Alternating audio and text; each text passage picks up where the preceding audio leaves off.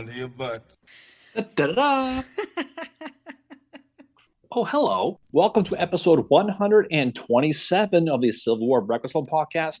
As usual, I'm joined by Mary, a woman who recently got a speeding ticket in Ontario for going, Howard miles an hour.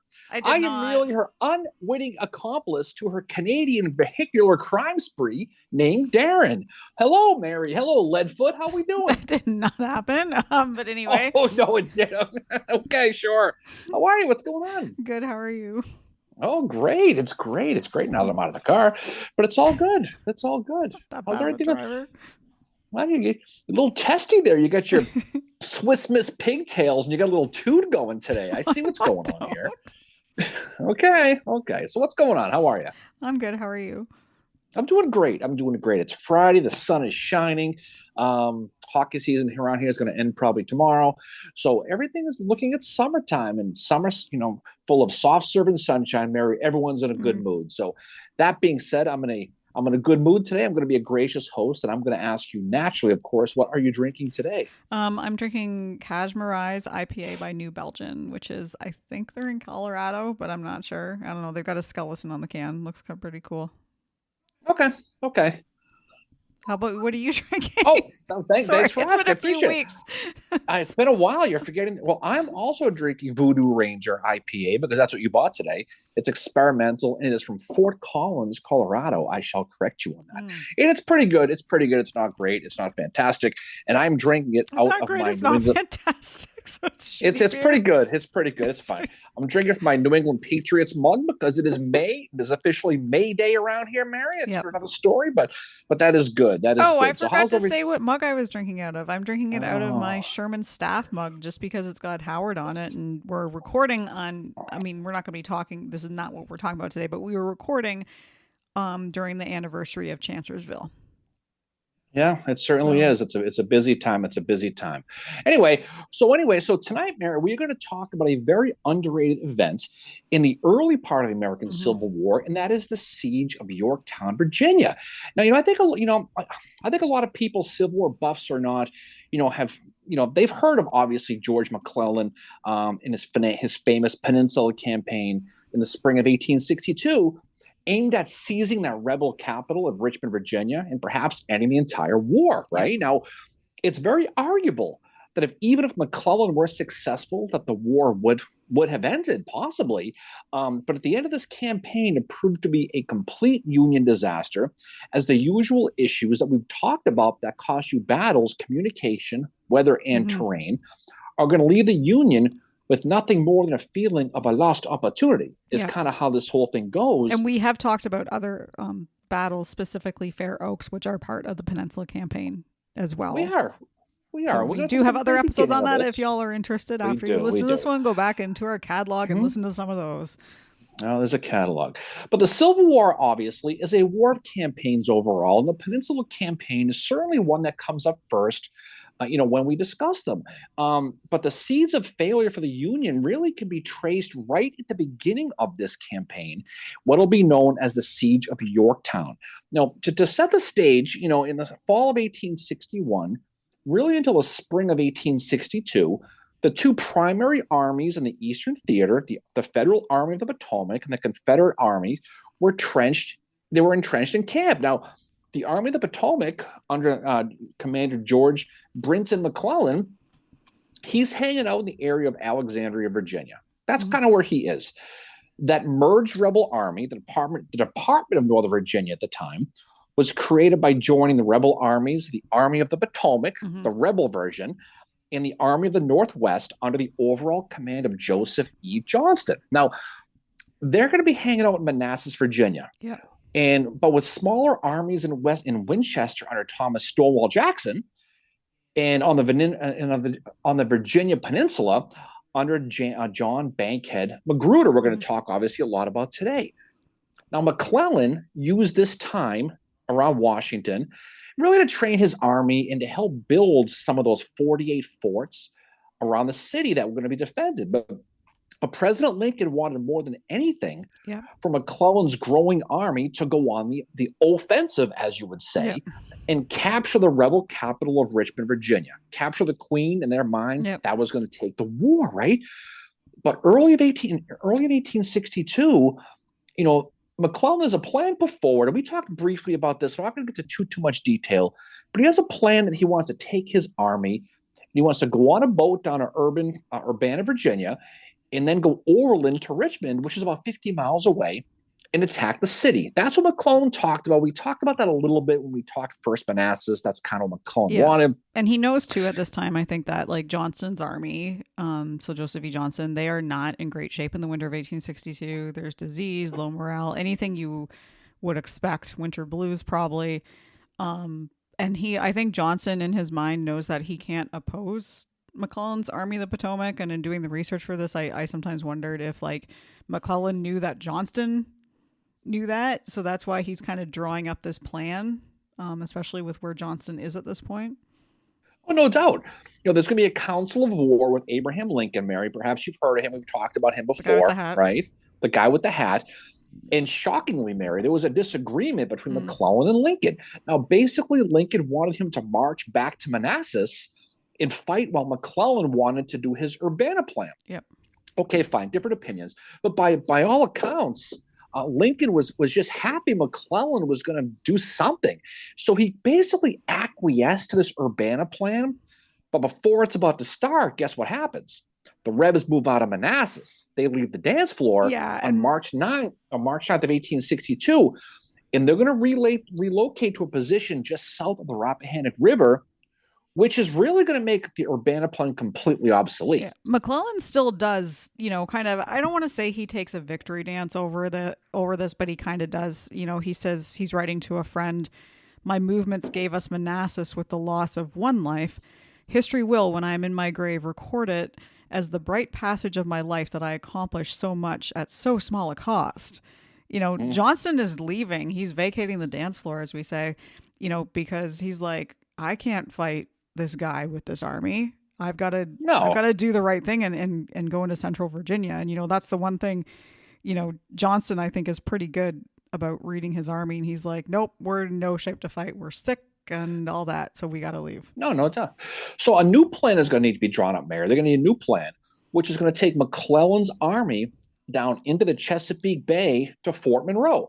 And what they're going to do at that point is they're going to move northwest along the Virginia Peninsula and advance on Richmond, via land, which is about 80 miles away.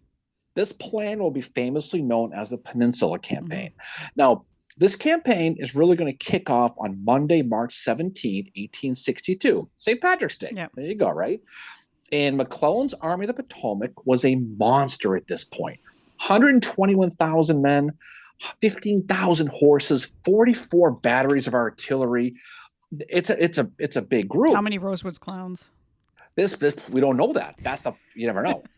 That's the best thing about the clowns is they keep that number covert, right?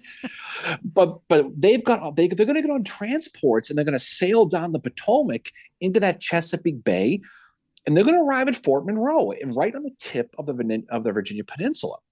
This boat transport was enormous. A British observer with McClellan's army described it by saying that the Union advance was in the stride of a monster.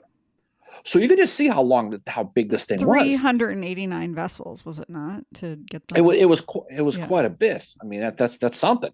Now, the rebel government in Richmond, they became very, very aware of this huge movement, as they say, and immediately recalled Johnston's army back to Richmond to help defend the city from this attack that President Jefferson Davis had to know was inevitable. That's why he called it. So both armies are on the move for the first time since fall of 1861. They're moving. They're getting a step on, right? And by late of March 1862, rather, McClellan's army is going to be at Fort Monroe, and they're going to immediately begin to reform. They're going to start to move around again. He's going to divide his army into three corps. The first one is going to be the Second Corps. It's going to be commanded by Edwin Bull Sumner, who has two divisions under Israel Richardson and John Sedgwick, okay? The second, which will be the Third Corps, was under the command of Samuel Heintzelman, And he had three divisions under his wing: Fitz-John Porter, Joseph Hooker, and Charles Hamilton. Mm-hmm. No relation, Alexander Yeah. Hamilton, as far as we know. Okay. McClellan's third corps, which would be the fourth corps, will be commanded by Erasmus Keyes, and his three divisions are going to be commanded by Darius Couch, William Baldy Smith, and Silas Casey. This one's going to get most of the talk later on with this, right? But the thing about it is this army could have been even larger, but Lincoln really demanded troops be left behind to guard Washington, primarily because Thomas Stonewall Jackson is running around in the valley like Beetlejuice, causing problems, right? And so Lincoln is also going to leave Nathaniel Banks from the Great Waltham, Massachusetts, Mary, near Harper's Ferry, as well as Irvin McDowell from First Manassas infamy in Alexandria. Although McClellan kind of was able to convince Lincoln to give him William B. Franklin's division from McDowell. So he had some of them. McClellan is at Fort Monroe, and he's building this bully, right, with the goal of attacking Richmond. And honestly, Johnson is at this point is nowhere near the peninsula. So it should have been done very easily. It really should have been. Mm-hmm. The only thing standing in McClellan's way on the peninsula was the 12,000-man Confederate Army of the Peninsula, commanded by a flamboyant Virginian named Prince John B. Magruder. Only picture is Kramer in his pimp suit. Oh yeah, yeah, that's exactly. Like, so a little background on Magruder. John Bankhead Magruder was born on May 1st of 1807 in Port Royal, Virginia, and he's the son of an attorney and a slave-owning fun lover rather, named Thomas Magruder. Now, Thomas was good at law, but he was bad at finances. Just wasn't good with the checkbook, Mary. No. 1820, he's going to lose everything, including his plantation, all of his slaves. And the family had to rely on his wife, Elizabeth, to basically support them, who kind of owned a grain mill in the area. But young John, he wanted no part of law. He just had no desire to walk in his father's footsteps. He wants to be a soldier, okay? John's uncle James was a veteran of the War of 1812, and his grandfather, who was also known as James, he fought in the American Revolution. So he had the lineage in his blood. Now, they both filled young John's head full of battlefield valor stories and all this. So after just one semester at the University of Virginia, John Magruder is going to enroll at West Point, where he'll finish 17th of 42 in the class of 1830. Mm. He will graduate with future Confederate artillery commander William Pendleton. And after West Point, he'll be breveted to be a second lieutenant with the 7th U.S. Artillery. But in 1831, he's gonna meet his wife here, Henrietta. Mm. Her name is Henrietta von Comte, was her name. Wow. And they will get married, but he will be transferred to the 1st U.S. Artillery so he can remain close to her in Baltimore. Now, unlike a lot of these guys we've talked about, Magruder's older. I mean, I was gonna say, like, 1830 is quite, like, that's what, like, I'm trying to think, like, Patrick Cleburne would have been like 2 or 3 years old. Howard would have been like 2 or 3 as well. Like a lot of the guys we're going to talk about later are younger. He's older. I mean, he's an OG is what he is, right? So when the war starts, Magruder he's going to be stationed in Washington, D.C. He will initially remain there with the Union, but within a week, he's going to give it the old quit and resign his commission, choosing, like many, to defend his home state of Virginia. So on April 17th, 1861, he will be named a colonel in the Confederate infantry. Now, he was very good at what he did. So soon he's going to get promoted to command of the Army of the Peninsula, basically to defend it from any attacks on the peninsula from the east against Richmond. Mm-hmm. That's kind of what he does.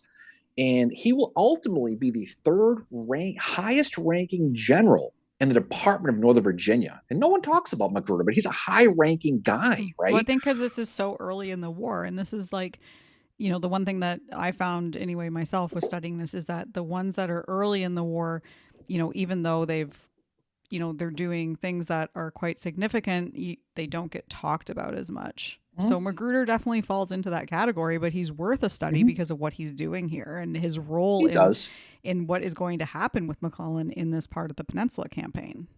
Now, if you're not familiar with the peninsula, okay, and you're from the Northeast, think of Long Island Mm-hmm. in New York City at the end. Yep. New York City is Richmond. The Long Island's a peninsula, Yep. okay, and they're landing at the very end, the Hamptons, and they're working the way. That's how they're going to defend. And what they're going to do is once Magruder gets there in the peninsula, he's going to immediately begin building earthworks, and he's going to create three distinct defense lines of breastworks running south to north on the James River to the south, ending on the York River on the north. So just think about lines going north, south to north, going from one river to the other, Mm-hmm. going from right to left. That's kind of how it works. Now, they are basically designed to be really significant bumps in the road for any Union army advancing up the peninsula towards Richmond. And every one of these lines was defended with rifle pits and trenches. Okay, Mm-hmm. the first defense line was at Deep Creek and was west of a town called Big Bethel, Virginia, which is several people know Big Bethel.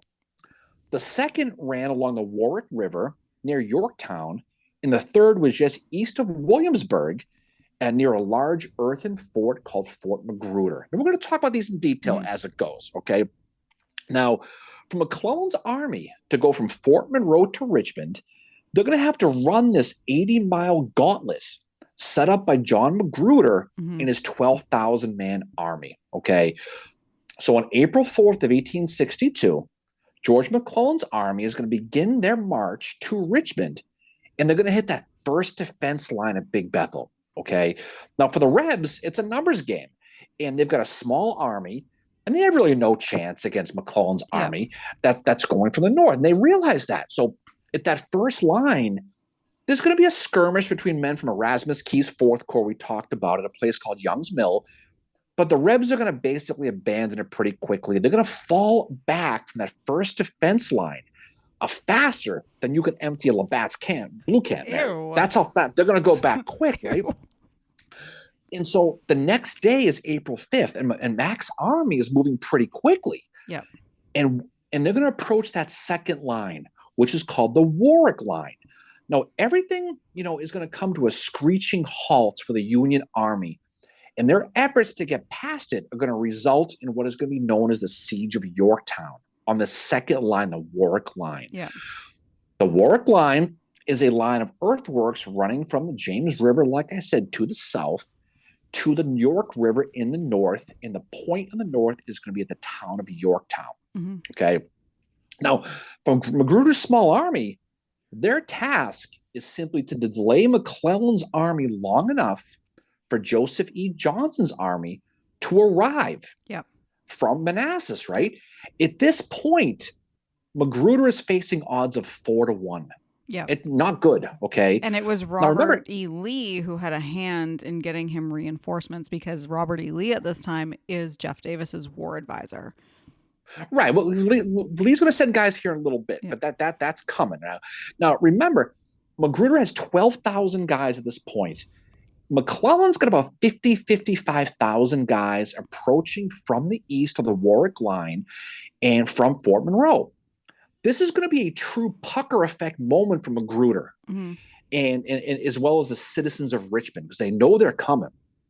Now, Magruder, he knows he has to be creative, but he has no chance in a fight. He just can't, right? So what he does is going to be the genesis of cementing the reputation of George McClellan of being too slow and too cautious to a fault.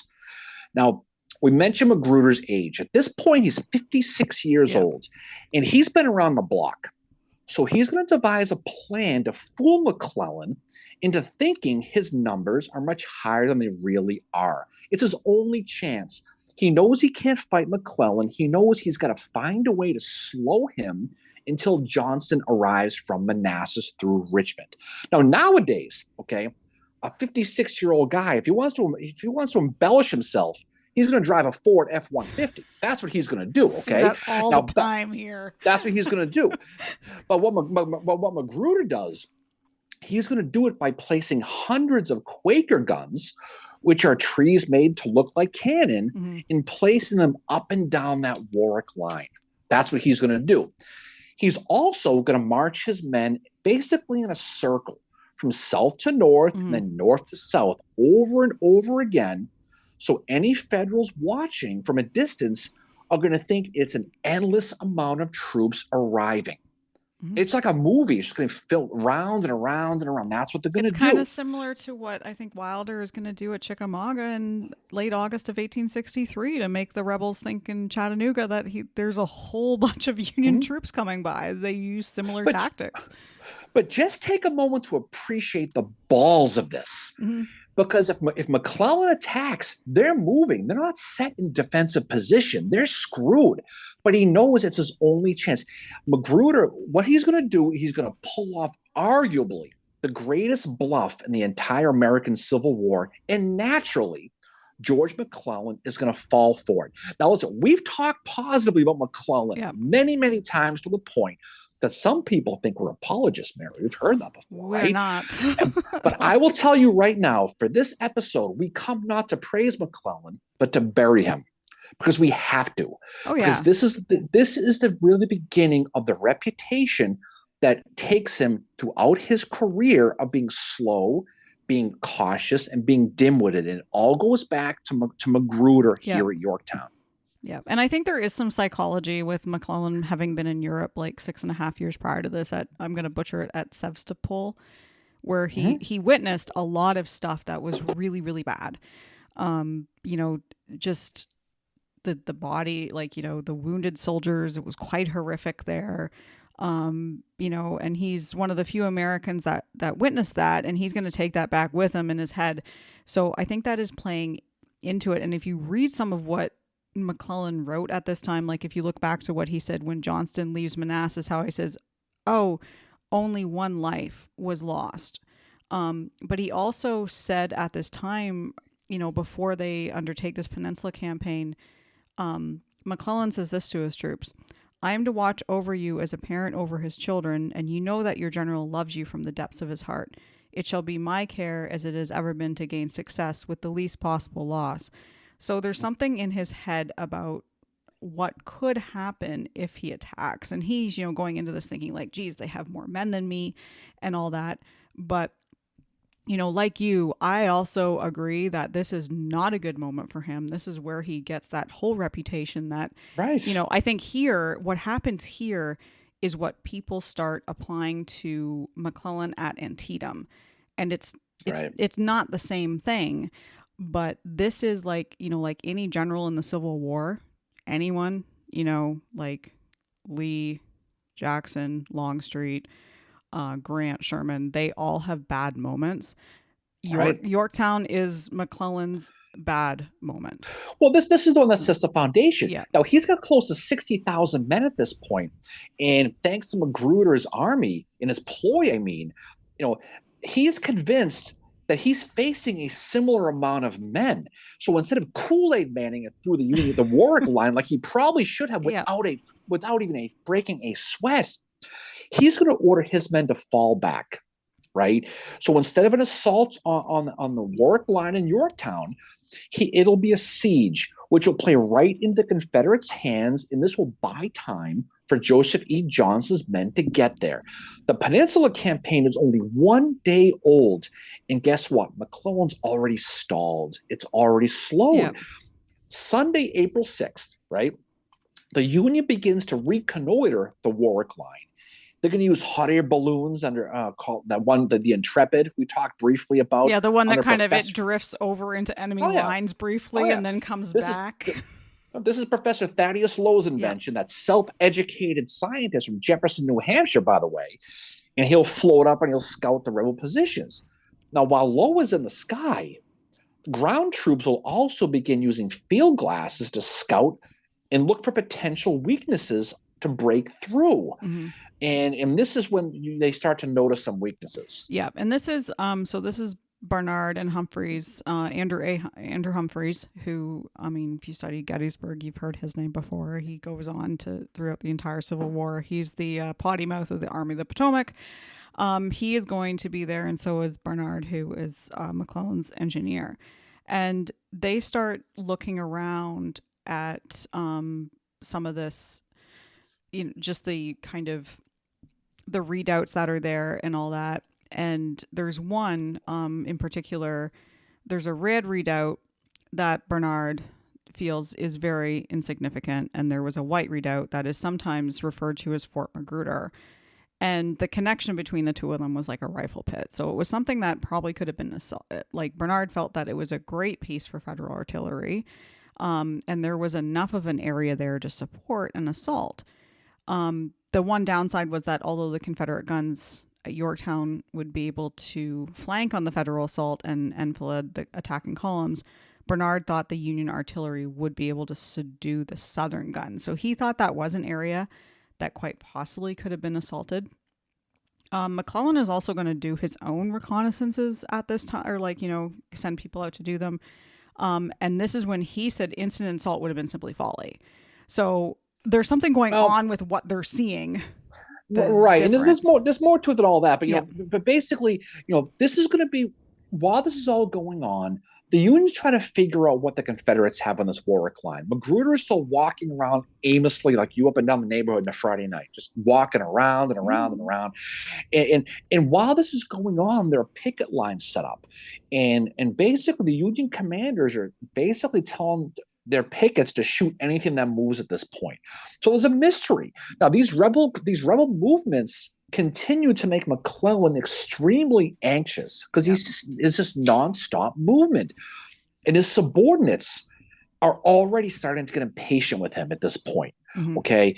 Many of them want to advance and force the rebels to show themselves, to recklessly expose themselves that are positioned on this Warwick line. You're like, how we're setting the balloons up. We can't really tell.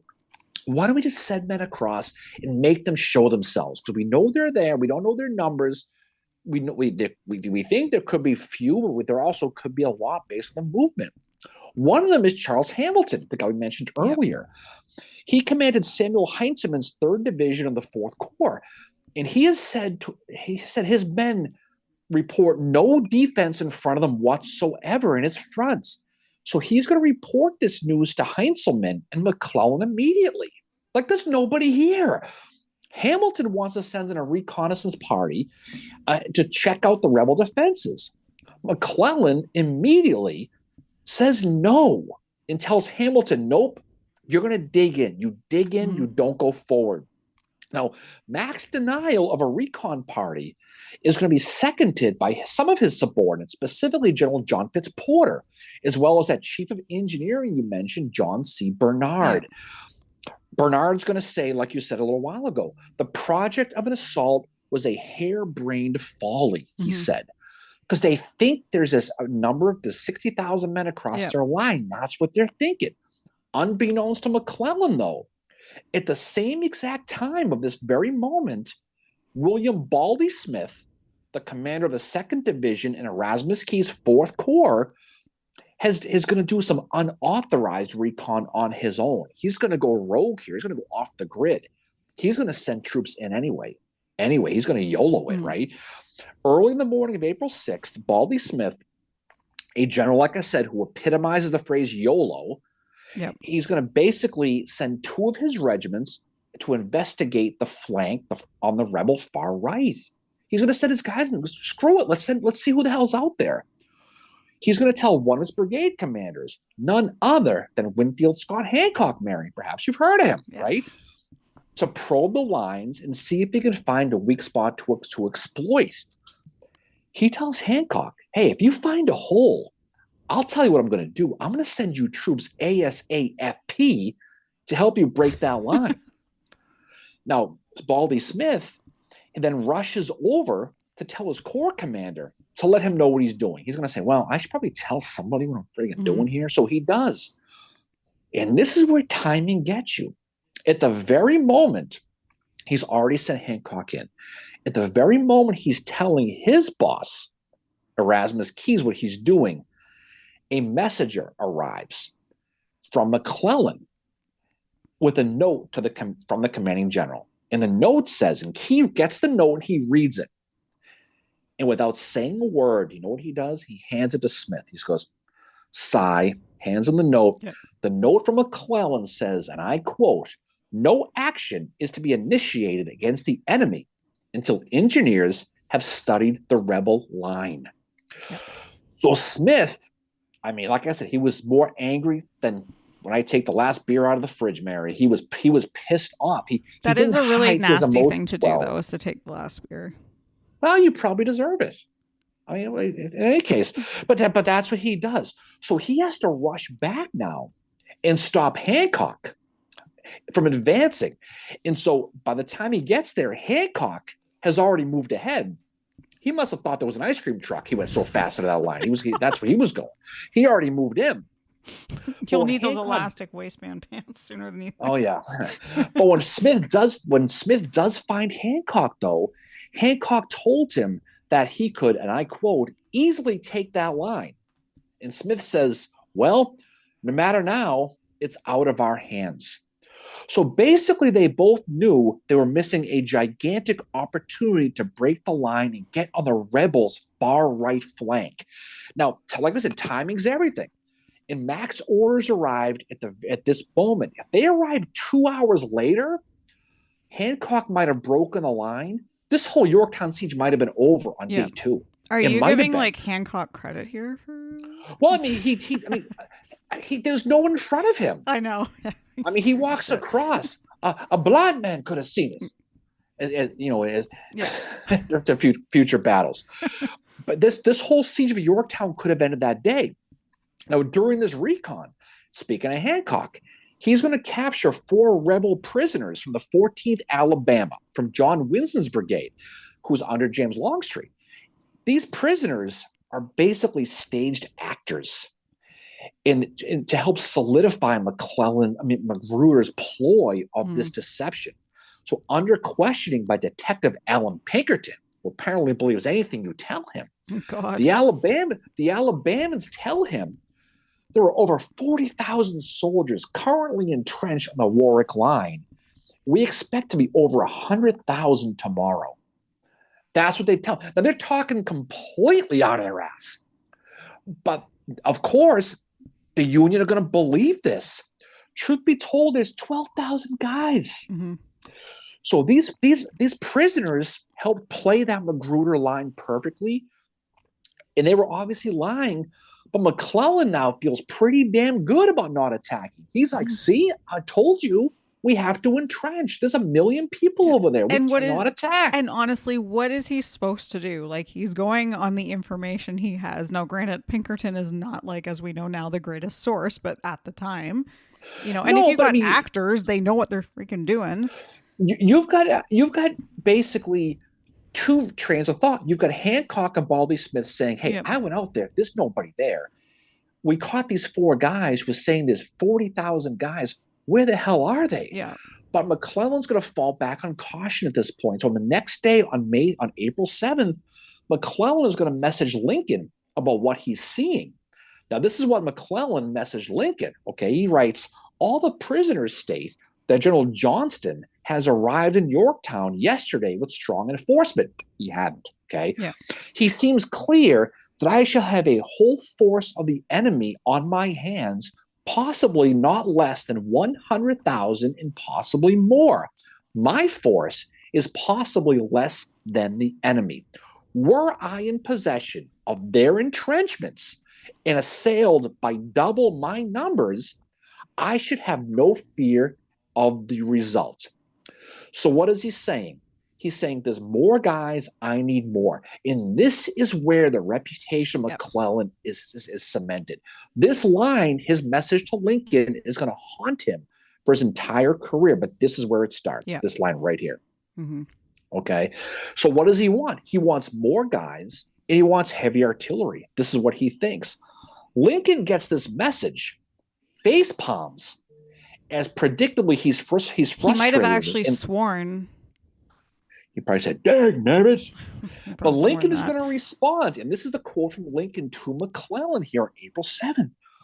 He's going to write, the country cannot fail to note that the present hesitation to move upon an entrenched enemy is but the story of Manassas repeated.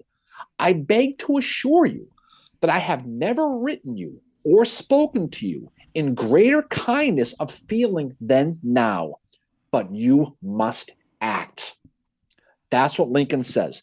And McClellan, again, McClellan and Lincoln were never going to do each other's nails anytime soon. They just didn't like each other. They didn't see eye to eye, but again, because they're going on this, like, Lincoln has Manassas in his mind, and I think McClellan is going all the way back to Europe where he's got Sevastopol, and he's like, I don't want to see that ever again. Not just that, it's politics. Yeah.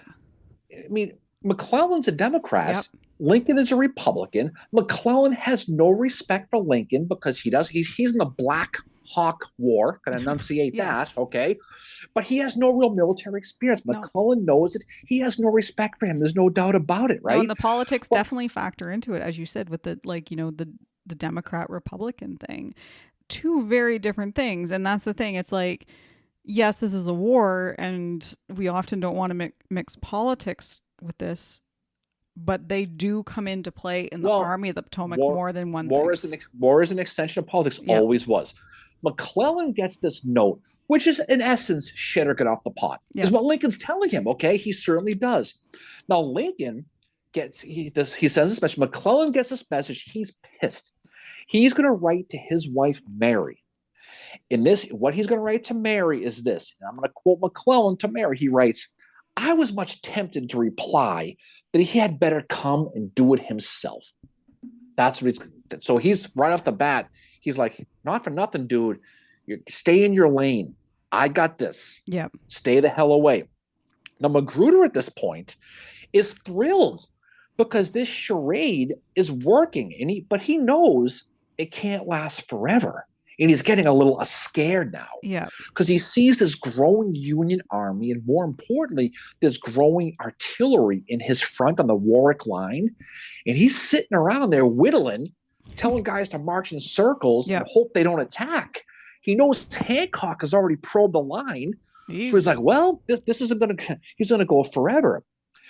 Magruder's going to write to Robert E. Lee, who you mentioned before. At this point, he oversaw the defenses of Richmond. He helped with some of the naval defenses. That's kind of what he's basically doing what Braxton Bragg ends up doing at the end of the Civil War. Is like, Davis always has a military advisor, and Lee was one of his early military advisors before, Johnson ends up getting wounded at, Fair Oaks, and then that's when Lee comes in to be the commander of the Army. That's going to come later. Yeah. But Lee's a military advisor is pretty much what he is. So Magruder's going to write to Lee, and he's going to write, again, a quote, the enemy is in the air and on the ground and has been very active along every part of my line. They discovered a weak point, and he's referring to Hancock at this point. Numbers will prevail, and reinforcements will probably be too late. All the while, Magruder, again, is riding up and down his line so he can be seen by his men. Magruder was nicknamed Prince John. Yep. Okay. He was a very outgoing personality. He was very popular with his men. He considered himself the songbird of his generation. No, he didn't. But basically he was very popular with his men.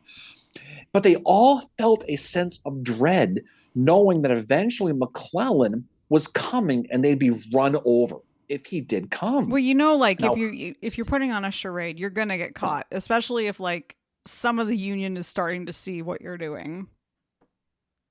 Well, there's no doubt in the sense of dread. Also, being just 60 miles away to the northwest of Richmond, it was being felt in the city of Richmond. Mm-hmm. Richmond was freaking out.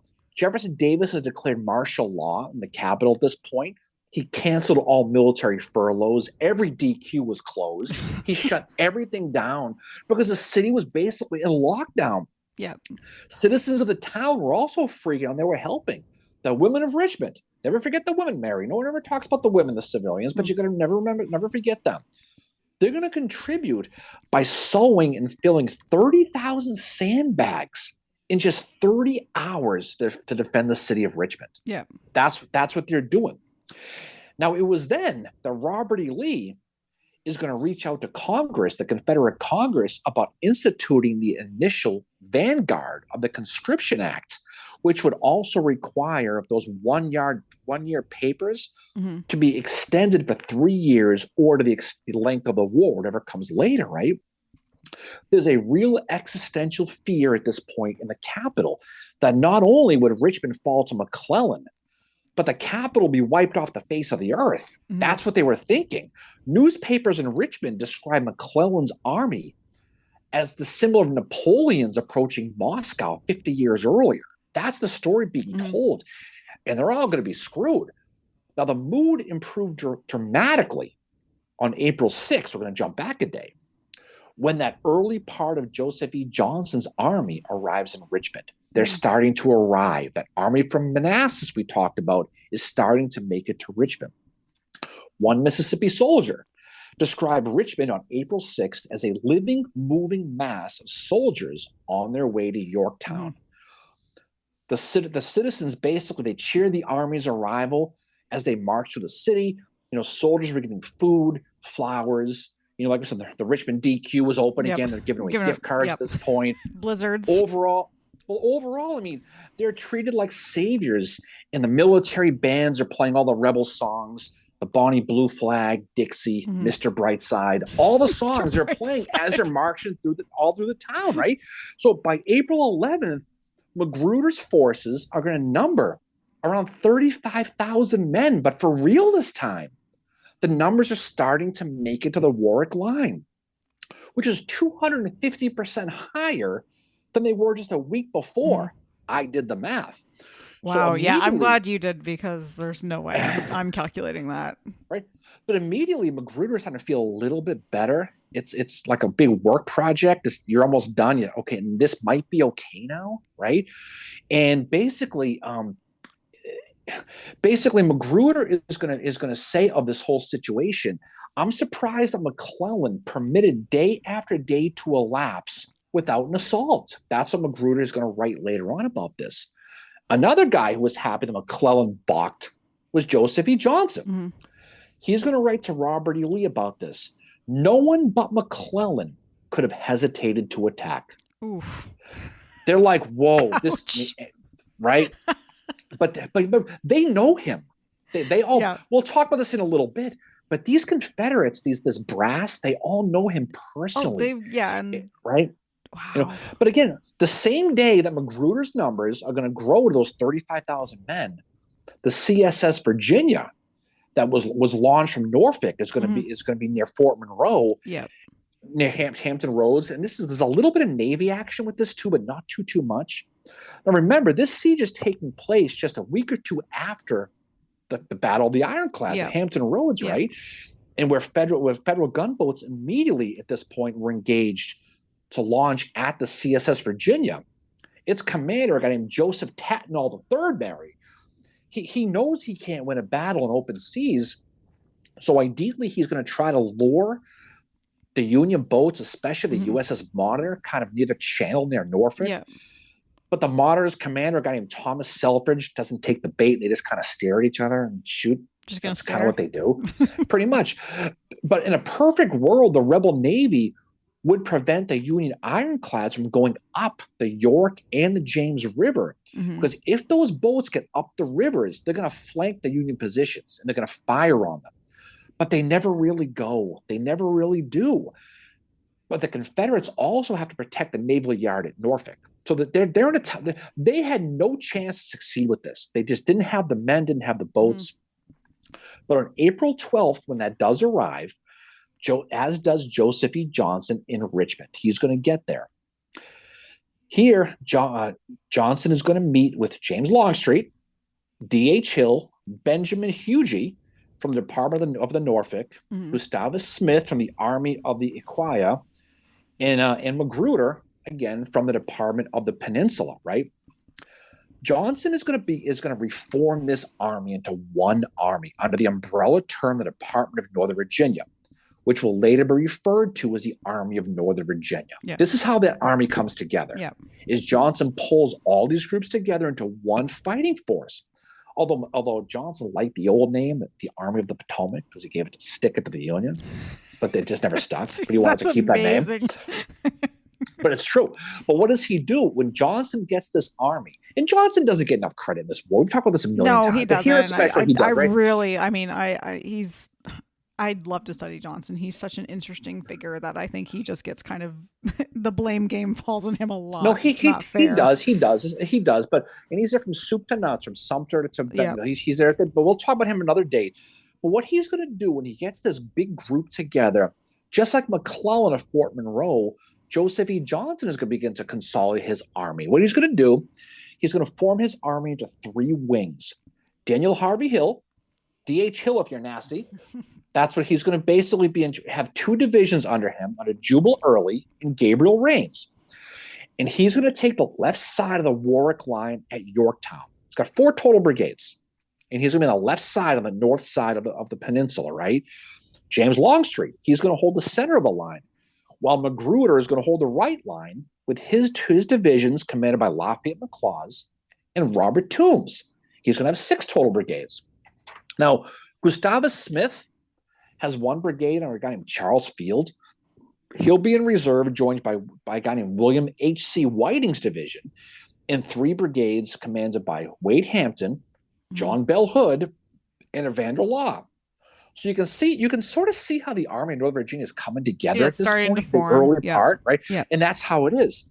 And there are also 2 more brigades in a division personally commanded by Gustavus Smith of J. Johnson Pettigrew's North Carolinians and Samuel Anderson's Tennessee Brigade, right? Now, Johnson's Army of Northern Virginia also had cavalry under a guy named Jeb Stuart and artillery under his old West Point classmate, William Pendleton, along with the Washington Artillery Louisianans under James Walton, right? So now Johnson has 72,000 men at his disposal, right? And again, Johnson, the commanding general, is going to basically give a high five to Magruder, said, great job holding the peninsula. But after visiting the Warwick line in Yorktown, he's going to learn quickly that his army, despite being much larger now, is kind of in a really bad spot to defend. Mm-hmm. And again, a lot of it's because of the rivers, because of the Navy. You're going to be attacked on both sides on the water, and you got a huge army in your front, and it's not the best place to defend. And the weather hasn't been the best either. It's actually been in favor of what the Confederates have done, because the dams that Magruder had constructed, the waters have been able to, I guess, kind of like what's happening at Gettysburg in some spots right now. The waters have been able to rise from the damming. Maybe there's beavers. Who knows? Well, better get rid of them. The world's going to end if you don't get rid of them, Mary.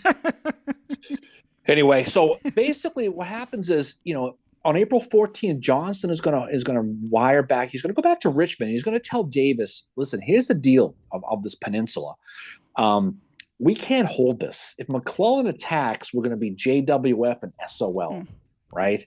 Shit out of luck and jelly well, you know what? If he attacks, it's Johnson's opinion that the best course of action is to issue special order GTFO and back our way off the peninsula and fall to a place near Richmond, which could be better defended, right? He's basically afraid of the rivers is what he really is, right? But Davis, he has Johnson's intel. He's going to order a council of war to decide the best course of action, okay? Now, at this council of war, with Jefferson Davis and Joseph E. Johnson, is Robert E. Lee, Secretary of War and former Boston resident Mary George W. Randolph, right? James Longstreet, and Johnson's right-hand man, Gustavus Smith. Yeah. They're going to meet at the White House of the Confederacy, and this war council is going to last for a mind-boggling 14 hours. These guys are going to talk about. Okay, now this is not on Zoom, by the way, so you can't jump off the video and go pee.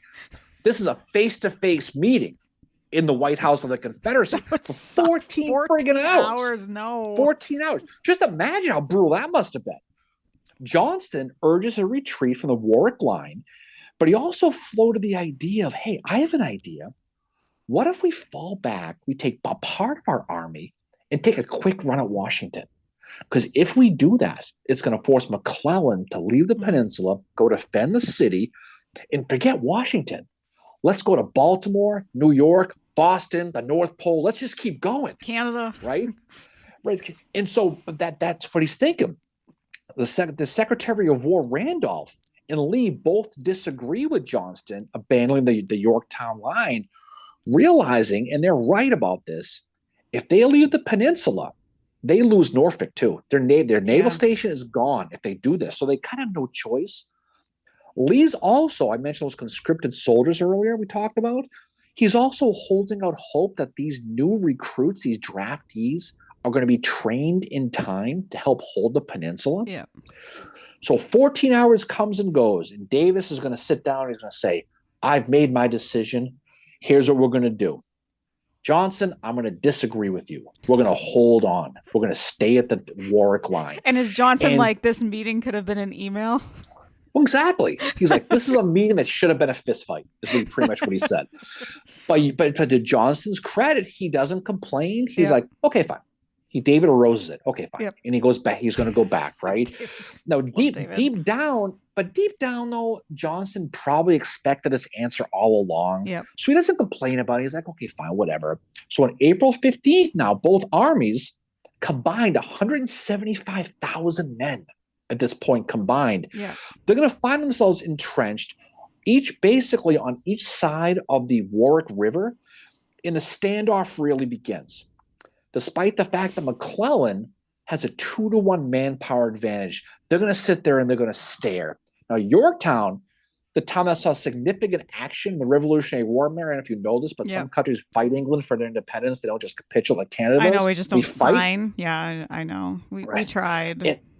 And these Confederates are going to be in the same entrenchments in a lot of cases that the Redcoats were in under Lord Cornwallis just 81 years before, right?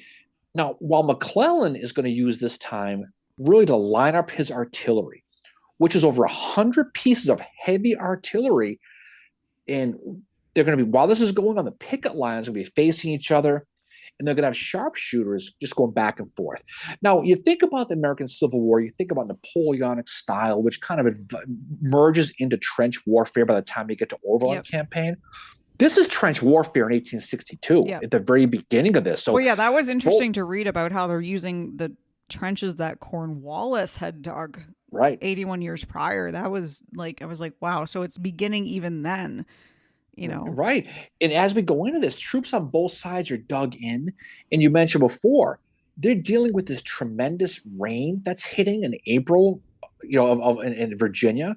Many of the men literally are standing up to their knees in mud in these entrenchments, just sitting there. It's just horrible. And again, it's foreshadowing of Petersburg and Cold Harbor and things like that, where these men are bundled down in these trenches in the rain and the mud, and they know that any movement is going to attract a sharpshooter. So they're basically entrenched and they're sitting in there. William Bartlett of the 20th Massachusetts, Barry, he's going to write, there is no glory in being shot by a picket behind a tree. It is regular Indian fighting. And it's fun. It's interesting to hear him talk about this in 1862, because we normally read about this in 64 and 65, right? So it's rare to see this type of thing. Well, I think it's kind of a testament to the terrain of the area that is the type they're already adapting to that type of fighting there, similar to what you see in the Western theater. They now in the Western theater they adapt to like the trench warfare. It arrives there too, obviously, but it's a different type of fighting in the Western theater because they're adapting to the terrain. Yeah. Now Bartlett, I just mentioned, a week after he writes that, he gets shot in the kneecap and loses his leg in this trench line. So he's going to find out the hard way. Now, the thing about the Federals have a clear advantage at this point with sharpshooters. They're going to be led by the first United States sharpshooters who wore green jackets, and they were under the command of a guy named Hiram Berdan. And they were Berdan sharpshooters, which were going to become the most famous sharpshooting force throughout the Union Army later on. But this is where they get their beginning. This is the genesis of Berdan's men. And it was during this endless trench warfare that some of these really cool picket stories kind of emerge with this. The 2nd Rhode Island, famously from 1st Manassas, Sullivan Ballou and all that stuff, they're going to find themselves across from Rebs who they happen to look and they notice, these guys have our canteens. The Confederates have canteens that say 2nd Rhode Island on them. Like, those bastards stole our canteens at 1st Manassas. They're right in front of us. So that's how close these guys are. a soldier in the 61st Pennsylvania, he's going to write, as there was only a large swamp between them, they talk as if they were in the same room. They talk up, the Rebs, they talk a Bull Run to our boys, and we Fort Donelson and other places to them. And it's interesting because at this point, a lot of these men weren't fighting; they were just sitting there. So you kind of had these unofficial truces between the armies at Yep. this point, just sitting there talking. And they just, they're just hanging out. Some of them have deals like, we don't shoot you, you don't shoot us. We're just going to sit here and hang out. Yeah. Just so if you got to get up and pee, you're not going to get shot. We're going to leave you alone and do the same for us. It And happened that's it important. happened after Chickamauga. They used to fish in the Yeah, river together. They used to they would exchange coffee on, like, that happened Eastern and Western theaters, but after Chickamauga, between the battles for Battle Chickamauga and Chattanooga, the guys would be fishing in the river and they would see each yeah. other and they would talk. And if they would have these deals. Now, while this is all going on, McClellan is still trying to get into intelligence here. There's that one funny story at this point when he sends up his General Fitzjohn Porter, to basically go in that intrepid balloon to go find out what's Oh going yeah, and he on. drifts like And the tether over. breaks, and he He's like, floats oh away towards the god. rebel line. But miraculously, the wind changes and blows him back. I mean, it's just funny how that works But out. that's another thing that comes about during this is like the very early days of aerial reconnaissance that is starting out as well. Oh yeah. Oh yeah. And there, I mean, when the rebels are shooting at the Intrepid, it's the first case of basically surface to air missiles Yeah. firing back and forth. It really is, if you think about it. But a couple days later, by April 16th, McClellan's finally starting to act aggressively a little bit now. Yeah. So while his plan was to use that heavy artillery we talked about to really beat the rebel lines into submission, he's going to order Baldy Smith to cross in his brigade, to cross that Warwick River to prevent from some of the Rebs who are setting up a fortification on the end. Now, ironically, it's the same exact location that Smith and Hancock had gotten across earlier. Mm-hmm. So now they're going back again. And basically, they're going to reconnoiter a place that was creatively named Dam Number 1. Wow. Again, that's kind of right? Like the episode we just did on Island Number 10. Exactly. It's also called Lee's Mill, but that's where they're going to go. McClellan orders Baldy Smith to prevent the Rebs from fortifying, but not to bring on a general engagement. Basically, go and get them to scatter and make them run, but I don't want to fight, and I don't want you to take the position. Just get them the hell out of there. Now, Smith has 5 regiments: the 2nd, 3rd, 4th, 5th, 6th Vermont is what he's going to do. The 3rd Vermont, under Lieutenant Colonel Breed Hyde, was sent across the river, and they have to walk across this Warwick River. They're up to their chest, with their holding their stuff over their head, and to basically get to those breastworks. And when they do, the Rebs take off like kids running for recess. They just freaking go. They just go, right? Now, McClellan was actually on site at this point, watching this whole thing go down. But he refused to send in reinforcements to hold the breastworks. Mack is going to say of it, the object I proposed had been fully accomplished, meaning they broke up the guys trying to put together the breastworks, but that was it. But guess what happens, Mary? The 3rd Vermont, they're going to get chased back by the 2nd Louisianans and also Cobb's Georgians. Speaking of Fredericksburg, right? Yeah. And those 3rd Vermont guys are going to lose 83 of 172 men just trying to escape back. Again, there's no reinforcement sent. Now, sadly, because of McClellan's orders not to bring on a general engagement, the brigade commander, William T.H. Brooks, couldn't help send in troops to help them, and he was told basically not to engage. This engagement, like I said, will be known as the Battle of Dam Number 1, or the Battle of Lee's Mill, and that's how the whole thing goes. Now, a soldier in the 3rd Vermont, he has a great quote of this battle. He writes, "The battle took place at Dam Number 1 in Warwick Creek. It was a damn failure." That was a quote he said about it. So good for him, right? Now, again, McClellan is focused on his artillery and amassing this formidable line of heavy guns. So infantry was just going to be kind of a whatever. Yeah. It was the big guns he wanted. So by April 16th, the Federals have over 100,000 men and 100 plus pieces of artillery all lined up the Warwick line, as well as Navy help from Hampton Roads transporting supplies back and forth, primarily the guns, right? Days go by, and by the 19th of April, McClellan's going to write to his wife, Mary, I know exactly what I'm about, and I'm confident that with God's blessing, I shall utterly defeat them. So now Confident he's getting a little, fellow. he's getting confident. His confidence is soaring. Yeah. And around him, he's also, what's amazing about this siege at Yorktown is the bad info he gets, the wrong information. Oh, yeah. Yeah. He's going to get some information that's so wrong and mind numbing at this point. It's amazing to think about it.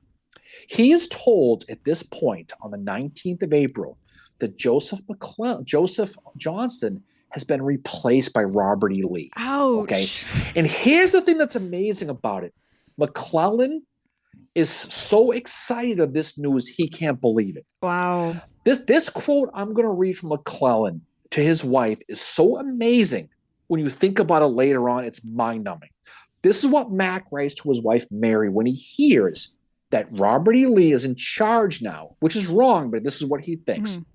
He writes, and I quote, I prefer General Lee to Johnson. Lee is too cautious and weak under grave responsibility.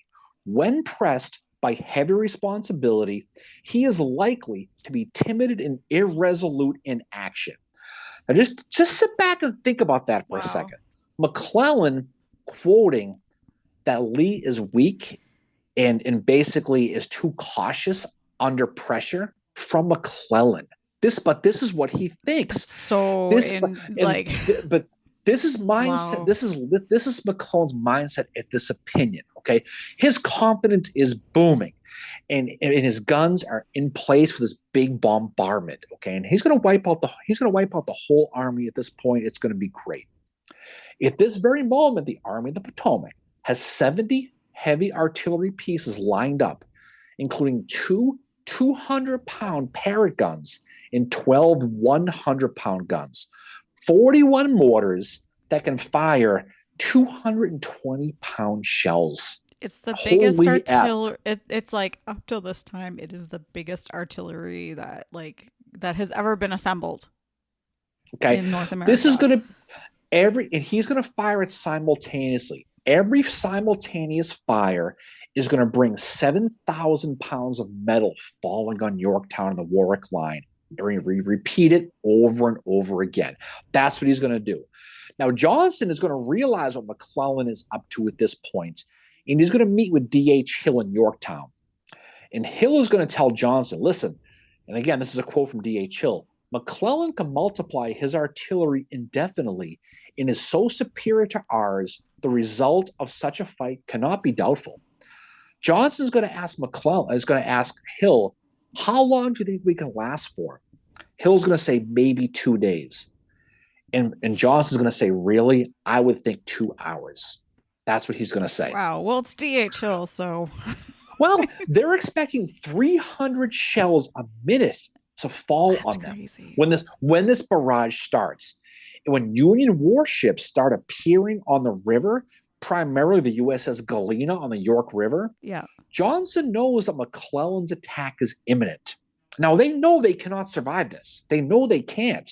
So a few days later, on April 27th, Joseph E. Johnston warns Richmond. He says, listen, we're going to fall back immediately or we're going to be completely screwed. And this, again, is what he wanted all along. Because he knew this, right? Yeah. He writes to Davis and he says, the quote again, the fight for Yorktown, as I said in Richmond, must be one of artillery in which we cannot win. The result is certain, the time only doubtful. I shall therefore move as soon as it can be done conveniently. He realizes this is going to seal Norfolk's doom, the naval base, but he knows we can't win this. No. So despite what they said in our war council, that 14-hour meeting, he says, F this, we're leaving. We're gone. Mm-hmm. Now, again, there is some talk from Robert E. Lee that maybe Tottenham from the CSS Virginia could maybe slow down those transport boats and blah, blah, blah. But it wasn't going to work, and they knew that. Johnston basically is faced with the reality that he has to do the most difficult thing on a battlefield, which is to retreat in the face of a stronger enemy. Yeah. But in this case, they're a few hundred yards away from him. So this is going to be difficult.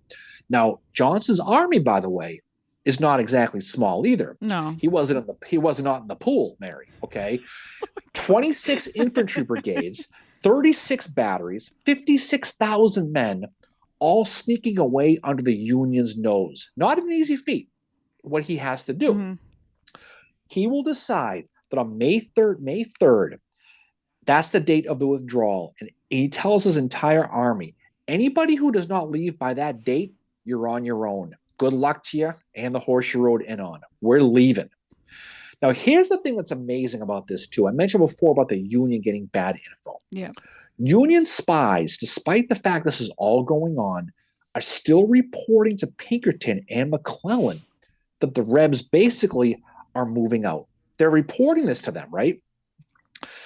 Even with this news, Pinkerton tells McClellan that Johnson's army is over 100,000 men, and he says the 100,000 men is a mere estimate under rather than over the mark of the real strength of the rebel forces at Yorktown.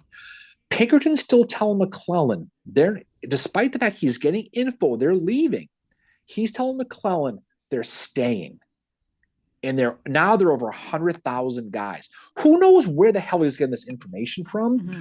But the info he's getting is not the information that McClellan is getting. And it's just weird. So McClellan is going to use this information and be convinced that Magruder and Johnson aren't retreating. And McClellan says, I cannot realize an evacuation is possible. So it's just one of those things. Yep. He's going to plan to commence his bombardment on Monday, May 5th. And that's the date of when it's all going to start. That big gun barrage is going to be Monday, May 5th. The precursor is going to be a naval attack by the USS Galena, I mentioned. That'll last 2 days, starting on May 3rd. This is when Johnson sees the Galena. He sees this, so he knows it's the precursor. And he was right about this. Once the massive bombardment was over, Samuel Heintzelman's Third Corps is going to be the first men in, and they're going to clean up the rebel infantry. That's McClellan's plan. The plan is good. It really, really is. But Johnson and Magruder are going to sneak away just in the nick of time. So on May 3rd, the Rebs are going to start their own bombardment, and they're going to do this to mask the escape of the infantry towards Richmond, right? Now, it's a nighttime bombardment, and there's a New York surgeon who describes it as a magnificent pyrotechnic display because he sees the red lines of the cannon, the fire going. Yep. It's just like fireworks. By dawn, May 4th, it's all quiet on the Warwick line. Samuel Heintzelman is going to go up that intrepid balloon again and report, hey, dude, where's my army? Right? He's going to report back, we could not see a gun on the rebel works, nor a man. Their tents were standing all quiet like a graveyard. The Rebs are gone on May 4th. Yeah. So kind of like a Friday night in my world, there's no one around. What? That's right. So basically, he's going to report the Rebs have vacated the dance floor. Yeah. And immediately the Union pickets are going to advance those rebel breastworks into the rebel campsites, and they're going to find no one there. Henry Ropes, the 20th Massachusetts, will be the first Union soldier to plant the colors in Yorktown. And he's going to call it an altogether glorious occasion. Now, the thing is while they're walking around literally seeing empty camps, the Rebs are gone. While the 20th Mass are wandering some of these abandoned rebel camps with the tents still standing, one member of the 20th Mass is going to come. This is a great story. Is going to come across a vacant rebel tent, a canvas white tent. On the side of the tent, the rebel had written in charcoal a message to the Union who was going to be coming in large letters. And he wrote on the white canvas tent, he wrote, "He that fights and runs away lives to fight another day, May 3rd, 1862. Wow. Kind of like, you missed us. Yeah. Sorry. McClellan's going to get word of the rebels had left. He's going to write to Secretary of War Edwin Stanton. He's going to write, my success is brilliant. He's going to take a victory lap. Well, he does that at Manassas when Johnson leaves Manassas earlier, like in March. He's like, wow, I did this with one casualty. This is amazing. He does. Now, McClellan, to his credit, he's going to pursue, he's going to chase Yep. Magruder and Joseph E. Johnson, and those initial troops under Heintzelman, who is going to attack, is going to catch up the rebel rear guard under Longstreet at another Revolutionary War town in Williamsburg, Yep. Virginia, where a certain Union general will fight superbly. But we'll talk about that another day. Mm-hmm. The Battle of Williamsburg, right? But in the end, it's hard to study the Siege of Yorktown and see the sheer missed opportunity by McClellan Yep. here. And he deserves all the criticism he gets here. He does. And Oh, I agree. we've talked about how coming off his second Manassas, how brilliantly he fights it in Antietam. He's able to hold the line. He's able to basically battle at Shepherdstown, hold Williamsport. He does a lot of good things and he gets whacked unnecessarily. But the reality is he deserves the criticism here. He really, really does. Yep. But here's the thing, though, Mary. As much as you want to rip him, you really have to give credit to General John Magruder here, Yeah. who basically through his mastery of deception was remarkable. If any success really was truly brilliant in the Siege of Yorktown, it was Magruder's game of cat and mouse that truly confounded McClellan, installed an army 4 times as large of his long enough for the Confederates to come support him and allow them to fall back. After Williamsburg, you're going to have Seven Pines. Yeah. June 1st, you're going to have Johnson get hurt.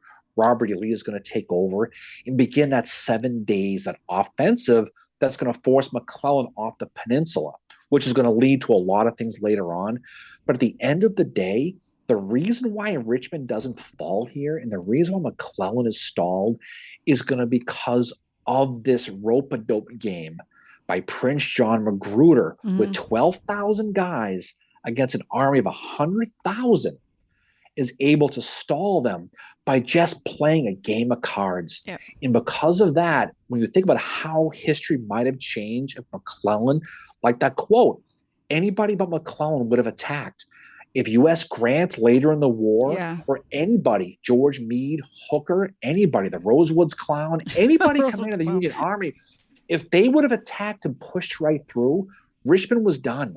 But because of Magruder's game he played on the Warwick line in Yorktown, he's able to basically stall McClellan long enough to save the Confederacy and, like that soldier sit in the tent, to fight another day. Yeah. So you can rip McClellan, but if you're going to rip McClellan, as you should, give Magruder credit. Study Magruder and realize that he should be somebody who, again, at this point, was the third highest ranking general in the Confederate Army in the East. He's somebody who should be studied and should be respected if you're on the Confederate side. And it's an amazing thing when you think about the missed opportunity, without a doubt. No, I completely agree. And yeah, I agree with you. This is not McClellan's greatest moment. And, I like McClellan. I've really grown to like him doing this podcast. And I've seen, there are positives to him, but this is an area where he makes a mistake. He definitely does, like any of them do, like Grant, like Sherman, like Lee, like Longstreet. Any of them make mistakes. They're humans. And, hopefully they go on to learn from those mistakes. Right. But, Magruder, too, deserves credit. It's like when we're looking at... He does. But the thing about McClellan, too, is he's got some people. He's got to have better trusting of different people. Oh, yeah. Pinkerton gives him bad information. He gets bad intel, and he continues to get bad intel throughout the war. Yeah, right? And it's all from the Pinkerton. way through. Well, Pinkerton too, but Darius Couch later on. When you get to the Maryland campaign, again, he's being told he's got to guard Washington, but he just falls for it, and all the shots that he gets later is really because of this. So that's why it's important to study the Siege of Yorktown. And again, no one studies Yorktown, but they should, because this war in the East could have been and should have been over quickly. And Robert E. Lee is a footnote in American history if Magruder does what he does. And that's the amazing thing about this. And that's why it's an important study. Yeah. So, and I think the other one to mention too is Joseph E. Johnson in this as well too, that he is, like I've said earlier, I really like Johnson. I like studying him. He's an interesting study. And it's interesting to note that McClellan, when he thinks that Lee is the one in command, he starts to get more confident. And I think that says a lot about how he felt about Joseph E. Johnston. Oh, it's no doubt. Joseph E. Yep. Johnson is a guy we'll talk more about in future Yep. episodes. But again, it's like anything else. That's why we study history, because anything can change it. Yep. Changes on a dime. So what's coming up for us next? What's next on the dance card for us, Mary? Our next episode is going to be one that we've already recorded with Alan Guelzo about his new book, Voices of Gettysburg. Getting the title Voices right? from Gettysburg. Voices from Gettysburg, which is this new book, which is going to be released on May the 21st, 2024. We will be releasing that a few days before. We already recorded the interview with him. It was awesome. And then after that, we will be recording an episode with Dave Taylor, who is an expert on the Lincoln assassination and all that, to talk about the Apple miniseries Manhunt. And then our episode after that will be about Lew Wallace. So we will be getting back into a general's biography again. Yep. And one thing to keep in mind, Mary, if you are in Gettysburg on Memorial Day weekend, we are going to be doing a presentation at the Good Samaritan Masonic Lodge number 336 on the Friday prior to Memorial Day. It's a fundraiser that they're going to be doing. They've asked us to do a presentation for, and it is going to benefit the Gettysburg Foundation. So Wayne Motts and the great people over at the Gettysburg Foundation. So if you are in town, we'll send some information on our social medias, as will the Masonic Lodge in Gettysburg. So come see us. That'll be fun. We're going to portray some characters. We're going to have some fun with that. Our friend MJ is going to be there as well, too. Okay. All right. So we have a lot of fun stuff coming. So we have our live. This will drop tomorrow. Our live will be tomorrow as well. So in a couple of weeks, we'll be doing Dr. Gelzo, followed by Dave Taylor. We'll have a lot of fun with that. So a lot of cool stuff coming down the pike. Yep. So if you but I would admonish anybody to study the Peninsula, but don't just study the stuff that comes later on. Study Yorktown and see how important it is, because it sets up everything else. And definitely appreciate the work by John Magruder, and just understand that the mindset of George McClellan as he goes ahead and begins his Peninsula Campaign, because it's a fascinating study. So any final words from you, Fincheroux? No, just thanks to our listeners for keeping up with these for all these 127 episodes now. So that's awesome. Our Facebook Live will be tomorrow morning. So anybody watching this on YouTube tonight, you'll hear that announcement. So thank you. Absolutely. And all right. Thank you to you for being an awesome host. Oh, yeah. Love being the host. All right, guys. Appreciate you're listening. Hopefully have a great weekend, and we will definitely talk to you all on the other side. See y'all later. Bye. Peace out, Mary. Bye.